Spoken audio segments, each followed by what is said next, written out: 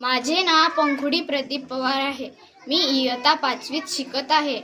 आज आम्ही माहेर ही कविता सादर करीत आहोत.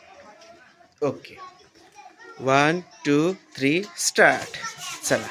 तापी कातची चिकन माती, तापी कातची चिकन माती, ओठा तरी बांधू ग बाई, ओठा तरी बांधू ग बाई.